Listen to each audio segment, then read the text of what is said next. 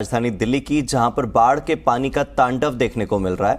हालांकि यमुना के जलस्तर में थोड़ी गिरावट जरूर दर्ज की गई है, जहां सुबह 5 बजे 208.48 मीटर जलस्तर दर्ज हुआ था, तो सुबह यमुना का जलस्तर 208.46 मीटर दर्ज हुआ है। यानी कि 5 बजे से लेकर 6 बजे के बीच में जलस्तर घटा है। भले ही आप उसे 0.02% आप मान लीजिए या मीटर मान लीजिए कि 0.02 मीटर कम हुआ है, लेकिन बावजूद इसके कम हुआ है, नाम मात्र का बदलाव है। इस कमी के बावजूद यमुना के पानी ने राजघाट को डुबो दिया है। देर रात आईटीओ की तस्वीरें सामने आई, जहां पर सड़कें पानी में डूबी हुई दिखाई दी। राजघाट की तस्वीरें आपको दिखाई जा रही हैं टीवी स्क्रीन पर। आप देखिए कैसे राजघाट के दरवाजे, राजघाट की दीवारें और सड़कें पूरी तरह से डूबे हुए दिखाई दे रहे हैं। ऐसा लग रहा है जैसे कोई समुद्री टापू हो। इन तस्वीरों को देखकर आप अंदाजा भी नहीं लगा सकते कि यह राजधानी दिल्ली का वो राजघाट इलाका है जहां से आप रोजाना गुजरते हैं, जहां से आप ऑफिस जाने के लिए, अपने स्कूल जाने के लिए निकलते हैं। इस इलाके से रोजाना गुजरने वाले पर्यटक अब यहां पर नहीं नजर आ रहे। दिल्ली के वो तमाम स्थान जहां पर लोगों की खचाखच भीड़ हुआ करती थी, वो लबालब पानी से डूबे हुए हैं। वहां पर अब लोग नहीं, पानी ही पानी है। आप देखिए राजघाट के पूरे दरवाजे जो हैं वो पानी में डूबे हुए हैं, पूरी तरह से जलमग्न हो चुकी है सड़कें, और यहां से गुजरना खतरे से खाली नहीं। अब आप आईटीओ आइए। ये आईटीओ की सुबह की तस्वीर है, जहां पर ट्रक से लेकर कार तक सभी के टायर डूबे हुए हैं। हालांकि यहां पर फिर भी स्थिति उतनी विकराल नहीं है, उतनी बुरी नहीं है जितनी कि कश्मीरी गेट इलाके में हमने आपको दिखाई, लाल किले के पास दिखाई, या जिस तरह से राजघाट की तस्वीरें हमने आपको दिखाई। आईटीओ की तस्वीरें अभी फिर भी सामान्य है। और आप ये देखिए, दिल्ली के सबसे पॉश इलाकों में से एक सिविल लाइंस इलाका।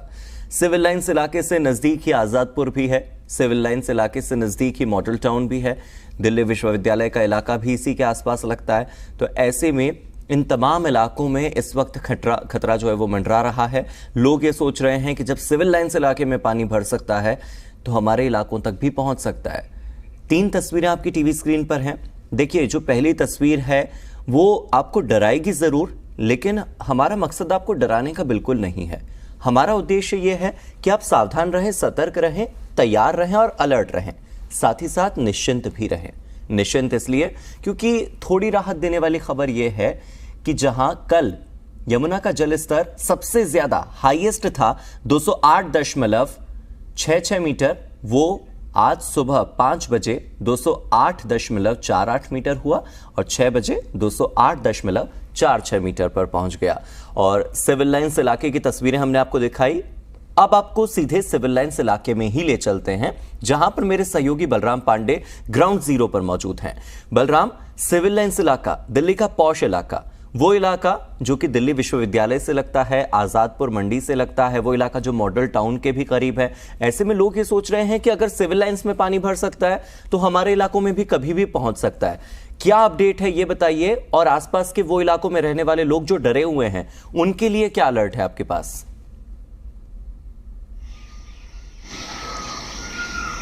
देखिए हार्दिक, इस वक्त हम सिविल लाइन इलाके में मौजूद हैं। ये इलाका काफ़ी रिहायशी है और यहाँ पर दिल्ली के मुख्यमंत्री अरविंद केजरीवाल भी रहते हैं, दिल्ली के उपराज्यपाल बीके सक्सेना भी रहते हैं, और जिस जगह मैं मौजूद हूँ यहाँ से चंद कदमों की दूरी पर ही मुख्यमंत्री आवास है और कुछ ही दूर पर जो उपराज्यपाल बीके सक्सेना है उनका आवास है। यहीं पर DDMA का दफ्तर भी है। लेकिन जो तस्वीरें आपको देखने को मिल रही हैं ये कहीं ना कहीं ये बयां कर रही हैं कि हर इलाका इस बाढ़ से प्रभावित है। और ख़ास तौर से अगर हम सिविल लाइन की बात करें तो यहाँ पर कल पानी बहुत ज़्यादा था, लेकिन आज थोड़ा कम हुआ है। फिर भी 5 फीट के आसपास यहाँ पर पानी बना हुआ है, क्योंकि कल पानी यहाँ पर 8 से 10 फीट था। तो धीरे धीरे जो पानी है वो कम हो रहा है, लेकिन अभी भी लोगों की मुसीबतें कम नहीं हुई हैं, क्योंकि लोगों का कहना है कि घर के बाहर तो पानी नज़र आ रहा है लेकिन नल में नहीं। क्योंकि 3 वाटर ट्रीटमेंट प्लांट जो है वो कल बंद किए गए थे, क्योंकि वहां पर पानी बहुत ज़्यादा है, पानी प्लांट के अंदर तक पहुंच गया है। तो ऐसे में मजबूरन उन प्लांट को बंद करना पड़ा। हालांकि उम्मीद है कि आज शाम तक या कल वो चालू हो जाएंगे। और आपको बता दें कि जो इंद्रप्रस्थ का ड्रेन नंबर 12 था, उसका जो रेगुलेटर था वो क्षतिग्रस्त हो गया था, जिसकी वजह से शहर के अंदर पानी आ गया।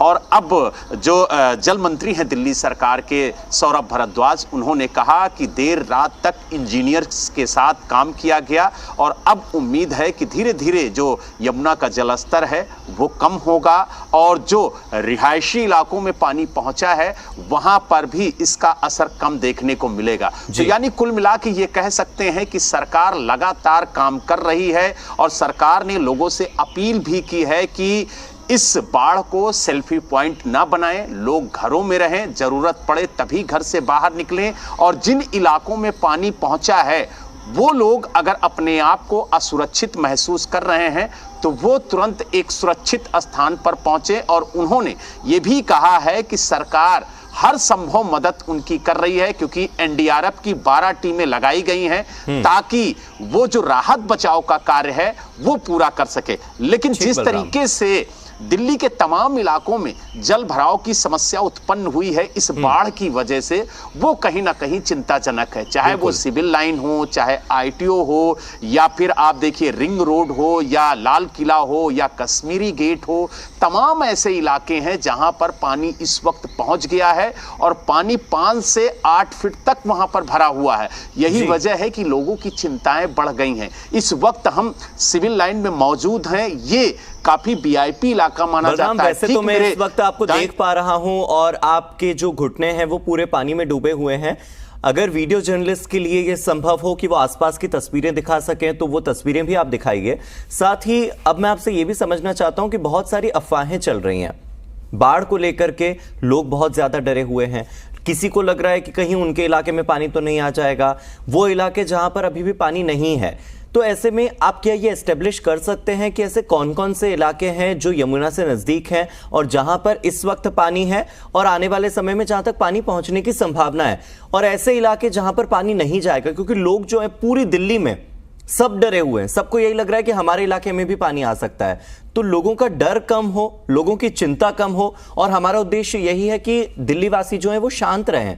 इस मौसम में जब वो कहीं बाहर नहीं जा सकते तो कम से कम अपने घर पर बैठकर शांति से कम निश्चिंत होकर तो रहें। देखिए हार्दिक, आपको बता दें कि यमुना से लगे हुए जो इलाके हैं, चाहे वो यमुना खादर हो, यमुना बाजार हो, या फिर सिविल लाइन हो, या फिर आपका आईटीओ हो, या फिर लाल किला हो, इसके अलावा कश्मीरी गेट हो, आईएसबीटी हो, इन तमाम इलाकों में जो यमुना का पानी है वो पहुंच चुका है। हालांकि ये भी अंदेशा जताया जा रहा है कि ये पानी आगे बढ़ सकता है, लेकिन आपको बता दें जिस तरीके से काम किया जा रहा सरकार की तरफ से और जो बाढ़ नियंत्रण विभाग के अधिकारी हैं उनकी तरफ से, तो कहीं ना कहीं अब जो यमुना का जो फ्लो है वो कम हो रहा है और धीरे धीरे जो यमुना का जलस्तर है वो भी कम हो रहा है। तो इसलिए अब ये कहना कि और इलाकों में पानी पहुंच सकता है या अफवाहें फैलाई जा रही हैं तो वो गलत है, क्योंकि अब पानी धीरे धीरे कम हो रहा है, ना कि पानी धीरे धीरे बढ़ रहा है। यही वजह है कि जिन इलाकों में पानी पहुंचा है वहां पर भी अब देखिए पानी धीरे धीरे कम हो रहा है। जहां पर मैं मौजूद हैं उस अपने सहयोगी से कहेंगे कि थोड़ा कैमरा घुमा के दिखाएं कि कल पानी कहां तक था।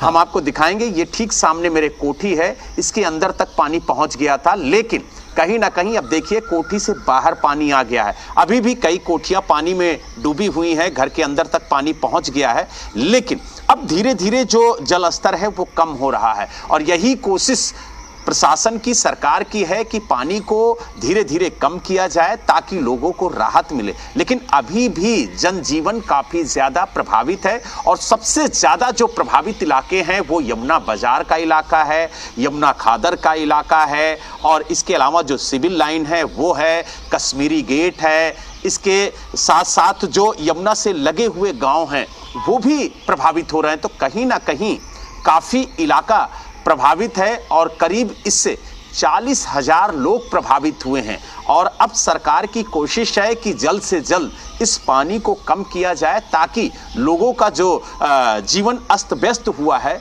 उसको पटरी पर लाया जाए। क्योंकि आप देखिए अगर हम जो तस्वीरें देख रहे हैं, तस्वीरों को आप दिखाते रहिए, साथ ही बहुत सारे ऐसे हमारे दर्शक होंगे जो दिल्ली में अलग अलग इलाकों में जाना चाहते होंगे।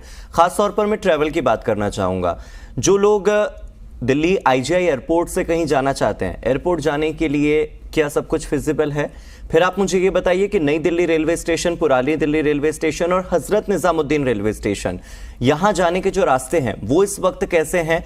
आप रेलवे स्टेशन और एयरपोर्ट दोनों के ही रास्ते के बारे में बताइए। हालांकि बस अड्डे की हम इसलिए बात नहीं करेंगे क्योंकि कश्मीरी गेट की तस्वीरें तो साफ तौर पर बता रही हैं कि वहां से बस, एक भी बस का निकलना इस वक्त संभव ही नहीं है।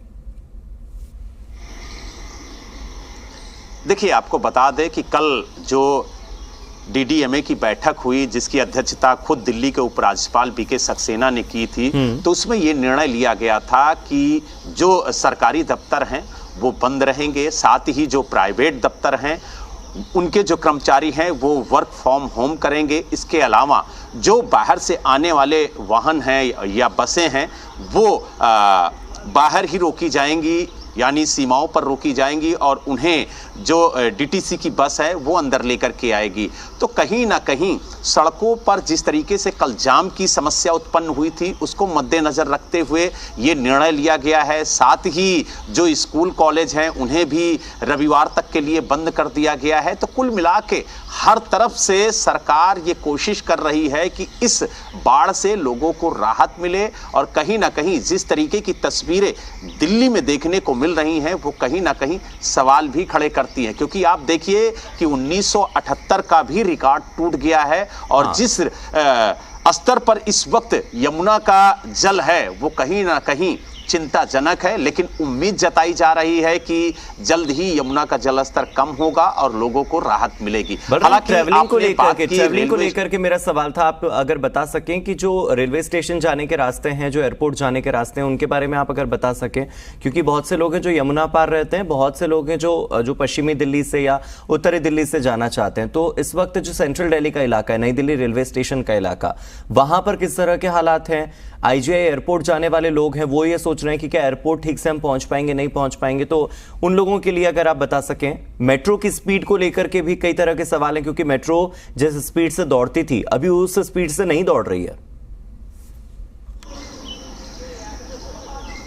बिल्कुल, देखिए हार्दिक, यमुना बैंक जो मेट्रो स्टेशन है वहां पर सेवाएं बंद कर दी गई हैं क्योंकि वहां पर मेट्रो नहीं रुक रही है। क्योंकि पानी जिस तरीके से आपने देखा होगा कि यमुना बैंक के पास भी पहुंचा था। इसके अलावा आपने हमसे सवाल किया कि जो रेलवे स्टेशन के लिए रास्ते जा रहे हैं उनकी क्या स्थिति है। तो आपको बता दें, अगर सिविल लाइन के लोग हैं वो अगर रेलवे स्टेशन जाना चाहते हैं तो वो करोल बाग की तरफ से जाएंगे, क्योंकि अगर हम इधर से ITO की तरफ से जाएंगे तो यहाँ पर भी पानी है। इसके अलावा रिंग रोड पर भी पानी आपको दिखेगा।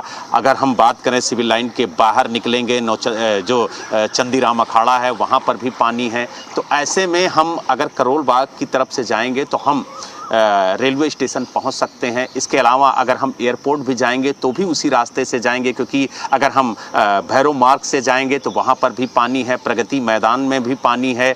तो कहीं ना कहीं जो इलाके हैं, अगर हम दिल्ली आउटर से जाएंगे तो कहीं ना कहीं हम रेलवे स्टेशन पहुँचने में सफल रहेंगे। लेकिन जिस तरीके से कई मार्गों में पानी भरा हुआ है तो उससे सवाल खड़े होते हैं कि जो लोग हैं वो काफ़ी ज़्यादा परेशान हो रहे हैं। क्योंकि आप देखिए, अगर हमें सीधे एयरपोर्ट जाना है तो हम रेड फोर्ट यानी लाल किले से होते हुए सीधे निकल जाते थे, लेकिन आप देखिए लाल किले में भी पानी भरा हुआ है तो इधर से भी नहीं जा सकते हैं। तो इसीलिए जो सिविल लाइन के लोग हैं या सिविल लाइन की तरफ से जो लोग जा रहे थे, जो चंदीराम अखाड़े की तरफ से एयरपोर्ट जा रहे थे, वो इधर से नहीं जा सकते हैं। उन्हें दूसरा रास्ता पकड़ना होगा, तभी वो एयरपोर्ट तक पहुंच सकेंगे और रेलवे स्टेशन तक पहुंच सकेंगे, क्योंकि तमाम रास्तों पर पानी भरा हुआ है। अगर हम बात करें बारापुला से आने वाले मार्ग की, तो बारापुला पे भी लंबा जाम लगा हुआ है। जरूरी इंफॉर्मेशन देना चाहते हैं बलराम, आप मेरे साथ बने रहिए।